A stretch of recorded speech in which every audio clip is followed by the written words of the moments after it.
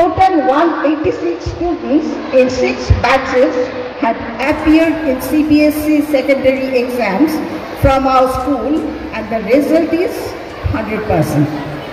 They are pursuing their higher studies in different reputed institutions all over India. I wish them all the success for their future endeavor. Recently, we have upgraded our school to senior secondary level. The first batch of 12 will appear in the board exam in March 24. It is the biggest private school in entire North Tripura district, having more than 1,000 students.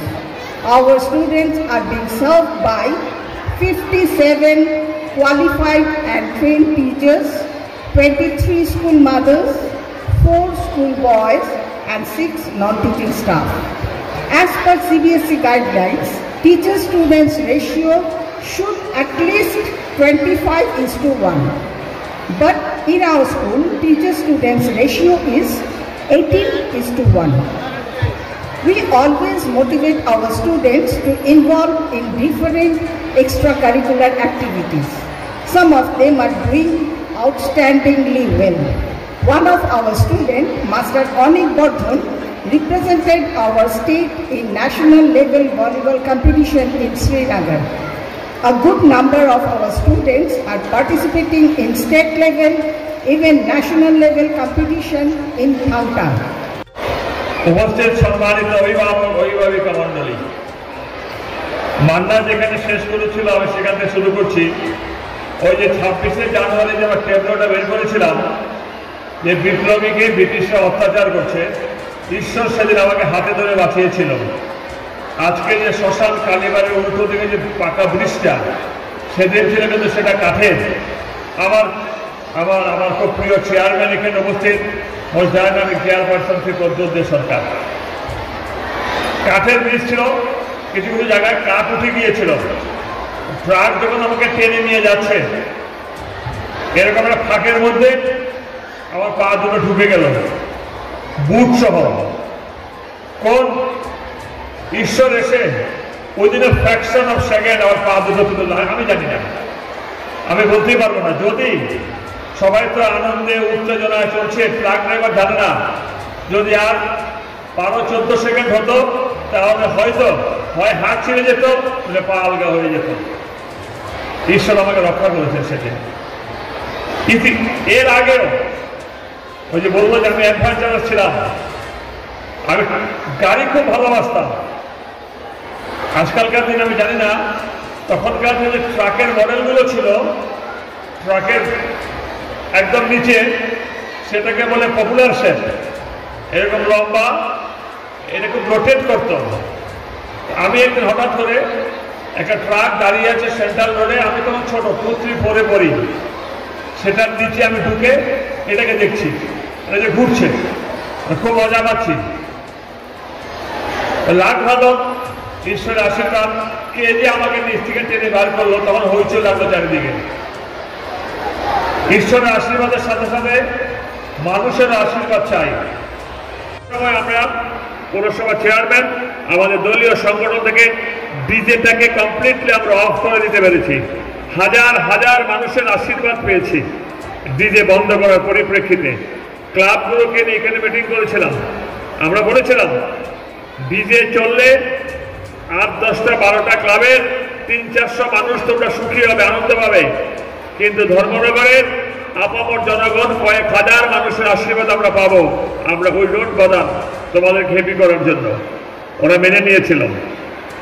আশা করি এবার দুর্গাপূজা এবং কালী পূজায় আপনারা নিশ্চিন্ত নিরাপত্তার সঙ্গে আপনারা ঘুরেছেন, পুজো দেখেছেন। এটা কিন্তু একদিনে সম্ভব হয়নি, এটা আমরা চেষ্টা করছি। আমি আমার বক্তব্য কনক্লুড করার পূর্বে আমাদের কয়েকটা বক্তব্য আপনাদেরকে বলি। অভিভাবক অভিভাবিকা মণ্ডলী, আপনারা নিশ্চয়ই চেষ্টা করবেন আপনাদের ছেলে মেয়েদেরকে উৎকর্ষতার শীর্ষে পৌঁছে দিতে, কিন্তু মনে রাখবেন আপনার ডানে, আপনার বামে, আপনার সামনে, আপনার পেছনে এখনো বহু হাজার হাজার গরিব মানুষ আছে যাদেরকে প্রতিনিয়ত আমরা সেবা যত্ন করি খুব সাইলেন্টলি।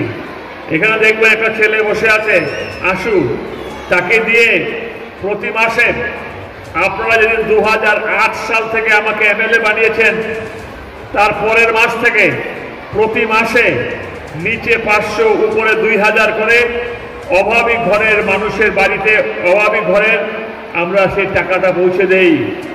কাউকে পড়াশোনার জন্য, কাউকে চিকিৎসার জন্য। এটা হচ্ছে কনফার্ম এবং কমন। মানুষ পরিবর্তন হয়েছে, অনেকে ডেভেলপ করেছে, তার পরিবর্তে আরেকজনকে আমরা দিচ্ছি। এটা সম্পূর্ণভাবে আমার বেতনের টাকায়। আমার চেয়ারপারসন অনুরূপভাবে মানুষের জন্য খরচা করে হৃদয় দিয়ে আমরা সেই জায়গাটায় আপনারা আসবেন। অনেক কষ্ট এখনো মানুষের, অন্ন, বস্ত্র, বাসস্থান, জল, গ্যাস, লাইট, শৌচালয় সব কিন্তু আমাদের সরকার থেকে দেওয়ার ব্যবস্থা করেছে। তারপরও মানুষ হঠাৎ করে অভাবনীয়ভাবে অসুবিধার মধ্যে পড়ে যায়। কারোর ক্যান্সার হলো, কারোর স্ট্রোক হলো, কারোর কন্যাদায়গ্রস্ত পিতা, কেউ সাধ্যের খরচ, কেউ কইদার খরচ, কেউ পড়াশোনা খরচ, কেউ ব্যাঙ্গালোর যাবে ইন্টারভিউ দিতে কিংবা চাকরি পেয়েছে, যাওয়ার ভাড়া নেই, এগুলো আমরা জোগাড় করে দিই। বিধায়ক তহবিল থেকে উনি এই প্রাইজ মানি দিচ্ছেন। তো সবাই আমাদের বিধায়কের জন্য এটা জুড়ে হাততালি দেব। ওনার যদি সাহায্য সহযোগিতা না থাকতো, তার কারণ আমরা চাইছি আমরা অনেক স্বপ্ন থাকে আমাদের। আমি ক্রিকেটার ছিলাম, ধর্মনগর ডিভিশন সাব ডিভিশন টিমেরও প্লেয়ার ছিলাম। তো তখনকার দিনে আমাদের ইচ্ছা থাকতো আমরা কিভাবে লাইটের মধ্যে খেলবো। এবার এটাও আমাদের স্বপ্ন পূরণ করতে যাচ্ছেন আমাদের বিধায়ক মহোদয়। ওনার বিধায়ক উন্নয়ন তহবিল থেকে আমরা খুব শীঘ্রই আমরা বিবিএম ইনস্টিটিউশনের যে ময়দান, সেটার মধ্যে আমরা লাইট লাগাবো, যাতে আমাদের ধর্মনগর শহরে প্রত্যেক ছেলে মেয়ে স্টুডেন্টরা রাত্রিবেলাও এখানে খেলাধুলা করতে পারে।